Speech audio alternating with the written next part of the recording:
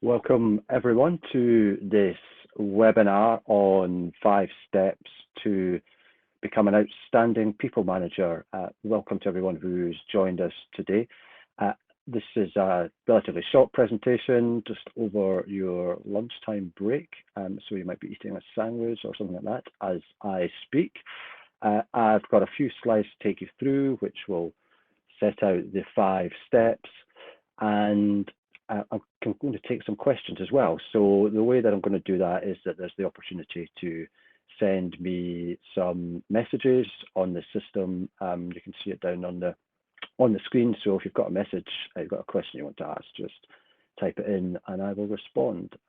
So as I say, welcome to this webinar on 5 steps to become an outstanding people manager. So here we go. Number 5 in the 5 steps is to set some goals. This is one of the areas of people management that is talked about, but actually people don't realize quite how important it is. Setting goals, setting objectives, meaning the same thing, is one of the areas of people management that has the most evidence for how it works. And that evidence, if you look at the research evidence, what that says is that there needs to be 3 elements for goals to be successful. So the first is that you write them down. Simple, but very effective for achieving the goals. The second is to monitor progress. So write down the goals and then check regularly on how you and the people that you're working with are progressing against those goals, and having a discussion about are they being met or not, what's happening, what the challenge is, and perhaps varying the objectives as well as you go along if necessary. And the third is to get timely, accurate and well delivered feedback. So as the people manager, you're helping people set their objectives, and then as you monitor, you're giving feedback in the moment potentially, but also as soon as possible, so that people can actually act on the feedback that they get. And the feedback should be accurate as well, not perception or opinion, but actually accurate, observed feedback for that person. And this is where a lot of people managers fall down, because they get into this habit of the annual appraisal cycle, where you set an objective at the beginning of the year, and then you review the objective at the end of the year, and there's not much in the way of monitoring or giving feedback, and that just is not much use at all. The other thing to consider with setting goals is, again, if we look at the research evidence, says that the more complex the goal, the less likely it is to be achieved. And the way to overcome that is two potential ways to overcome that. One is to try and break it down. So if there's a complex objective with lots of different dependencies, lots of other elements that feed into it, perhaps that are not within the control of the individual, then chunk them down into the parts, so you can make step-by-step progress towards that overall objective. And the second thing to consider is, perhaps if there's something new emerging for an individual, is rather than to set it as a task work-based objective, think about it as a learning objective. And once the learning is up to the level that's required, then perhaps you can look at setting a task-based goal. So that's number 5, set some goals. So number 4, use coaching. And coaching, again, is a evidence-based technique for people management, and it can produce really good results, particularly when the coaching is focused on improving performance. And there are some underlying principles of coaching, which I'll quickly run through, that should be used when you're using coaching practice. So the first is that you ask powerful, open questions. You shouldn't be, when you're taking a coaching approach, you shouldn't be giving your perspective or giving your opinion or giving your advice. It is about helping that individual to find their own solutions, to find their way around challenges, unlock the answers themselves rather than it being provided for them. And the way to do that is to ask powerful open questions which are designed to help people understand the issue better. And then the second part of it is to listen and use what we call global listening, which is not just listening to the person trying to understand what they say, but listening to the person and really trying to understand what's going on for them so that you can help that person to progress, to perform better. So you're listening to the words, you're listening to the tone of voice, the emotions that are being expressed, and the phrases and so on. So you're really working to understand that. And then within that coaching approach, you want to encourage that person to reflect and to be able to self-discover as much as possible. The one thing to say about coaching and using it as a technique in this situation is that it doesn't work for everyone. So as an outstanding people manager, if that's where you're wanting to go, then what you would do is seek to understand the individual that's in front of you, what their motivations, why they're at work, what do they want to get out of work, and how they respond best to your management. So it may be that reflective individuals who want to learn and want to be supported in that development could well be good candidates for coaching, but sometimes you just need to give direct feedback. Which moves us on nicely to giving feedback. I mentioned it already in setting goals and the importance of setting goals, but giving feedback is also really important as a people manager. And there's some steps here that I'll take you through. So the first is that you need to be honest in giving feedback, and that's honest in the sense of good and bad, whether that's minor or major stuff. It's about also about being objective and making sure that what the feedback that you're giving is not your perceptions or other people's perceptions or opinions. It is an honest and objective piece of feedback that you give to that individual. The other thing to think about with giving feedback is to think about how the recipient will best receive it. And this again comes back to this point of how well you know the individual and how well they respond to feedback will determine how you deliver that feedback. So again, it's thinking about how will that individual receive it, how are they going to respond, when will they listen or when will they shut down, what is the best way to do it. So it might be that using a coaching approach as a way of giving feedback could well be a very effective way of doing it, or it could be that you give more direct feedback, or it could be that you use other techniques. For example, allowing a situation to continue until the individual finds themselves in more difficulty with it. So what you're doing is trying to encourage them to push themselves a bit harder, but perhaps then stepping in when they're really struggling with it to help them and then reflect back on it.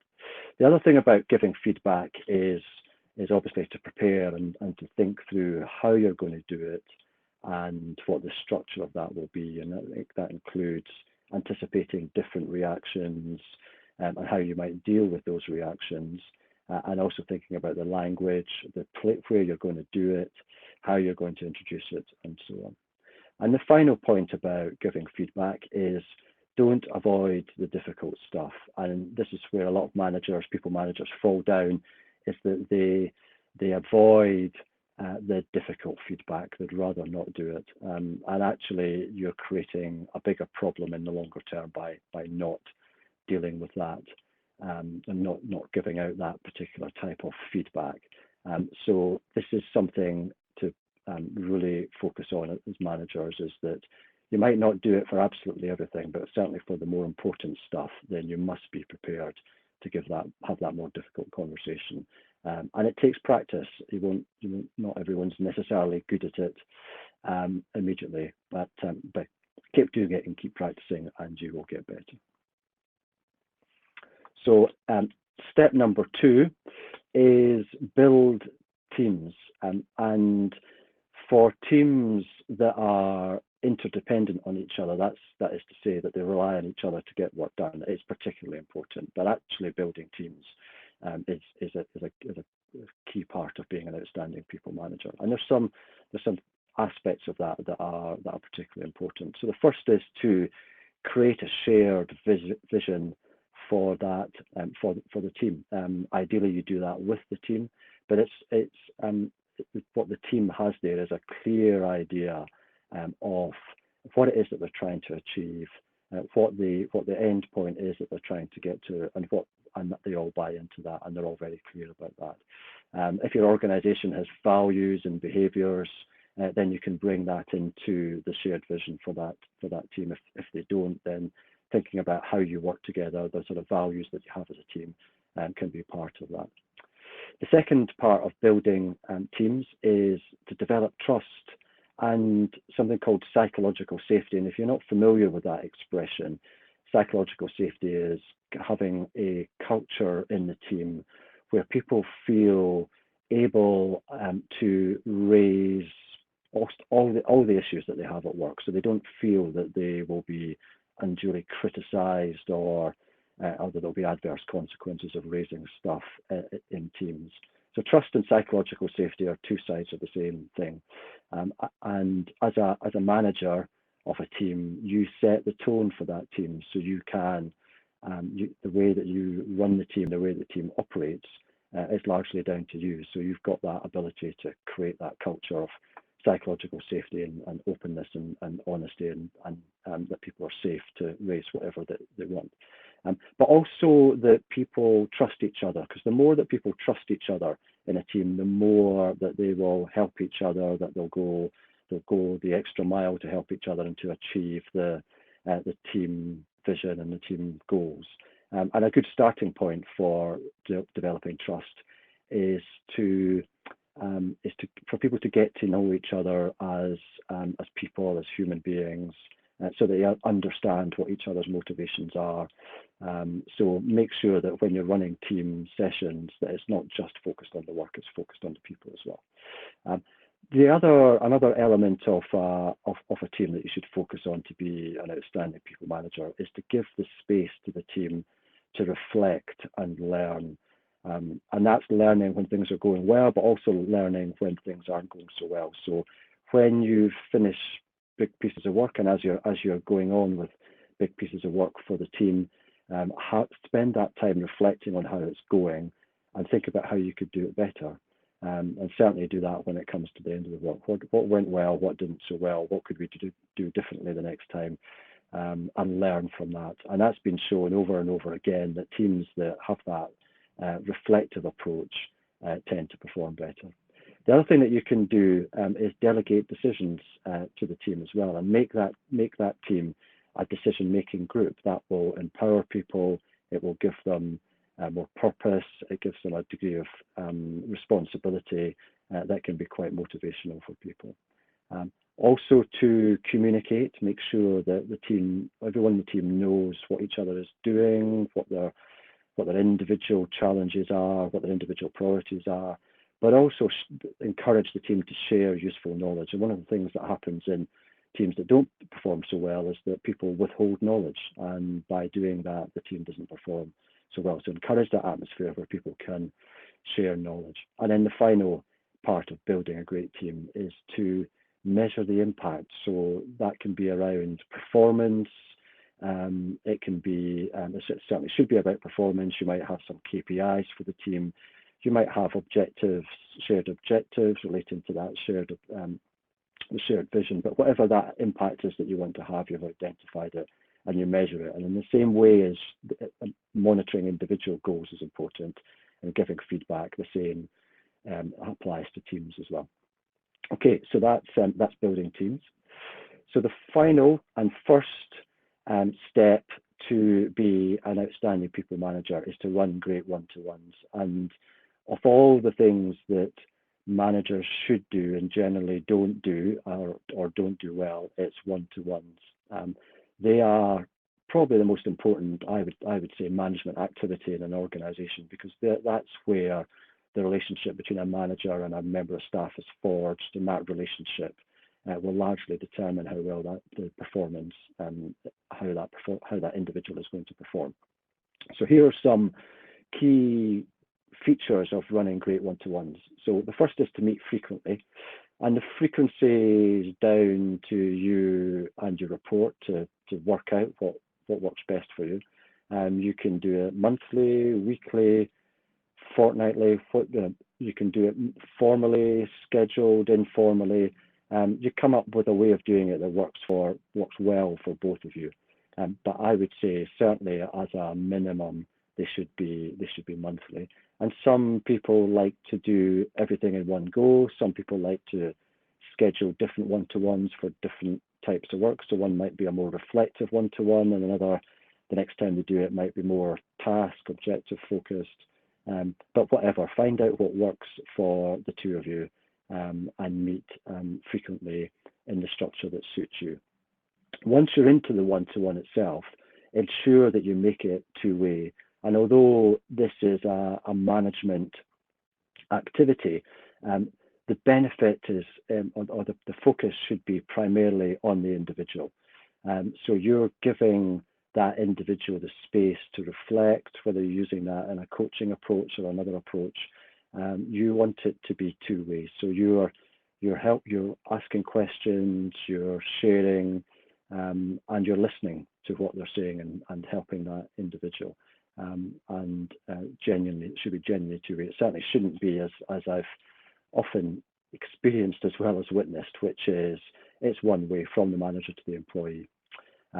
The third thing to consider with one-to-ones is to make sure you focus on tasks and development. Where one-to-ones do happen, then so often they focus on tasks only, and not about development, not about how the individual is doing. So I would say make sure you spend good amounts of time on not only on the work and on the objectives, but also on the individual and how they're developing, but also on their well-being, their health and well-being, to make sure that they're okay. Review goals obviously is a key part of running one-to-ones, and so refer you back to what I said earlier around goal setting, monitoring the goals and giving feedback. Use coaching as a technique. Coaching can work as a really good technique for being an outstanding people manager in the one-to-one meetings, as well as outside of those as well. But I go back to that point that you have to think about the individual that's in front of you and how best they want to work, and whether coaching is the right technique for them, or whether it's a more to and fro, giving feedback, giving advice sort of relationship that you want to have. And give feedback obviously is what you want to do in a great one-to-one. So those are the 5 steps to becoming an outstanding manager. So let me just recap. So you have got that.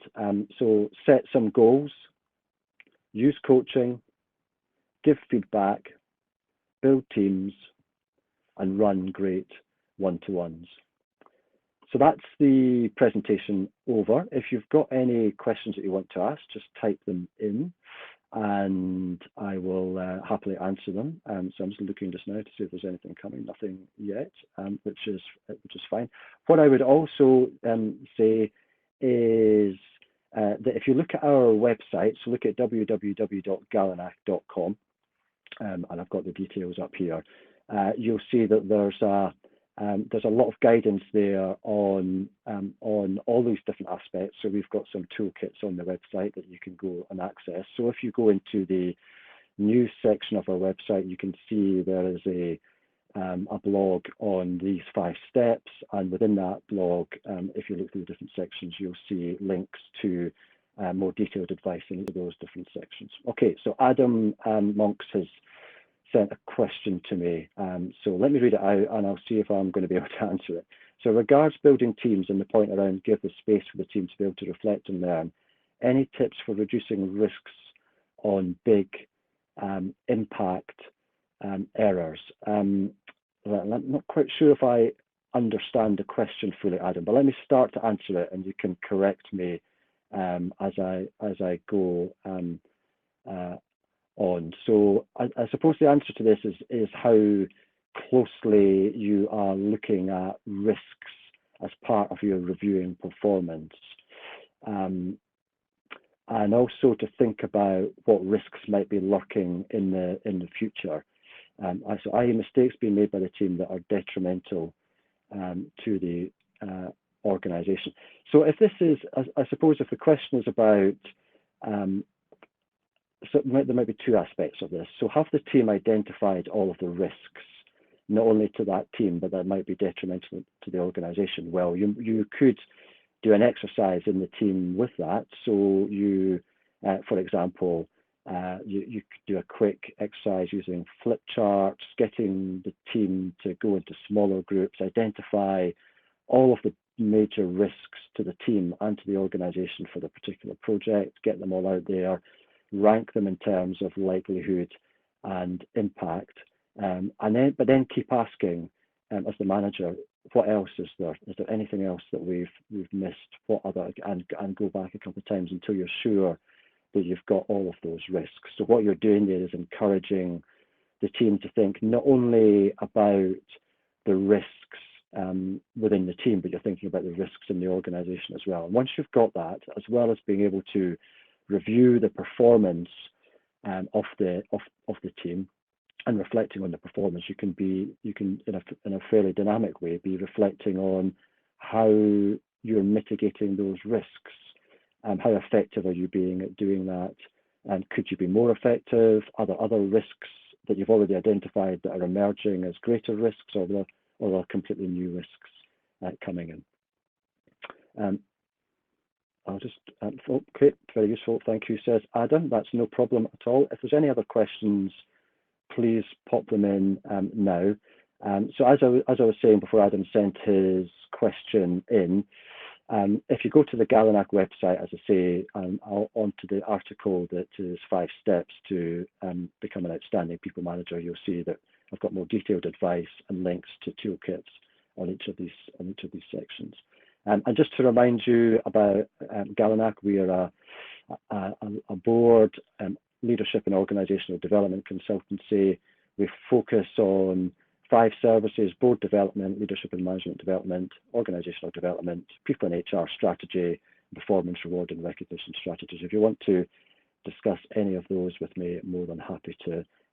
And I will also be sending you a copy of the presentation as part of the thank you at the end of this webinar. So hope you enjoyed it, and thank you very much for watching, and hopefully be able to see you soon. Bye.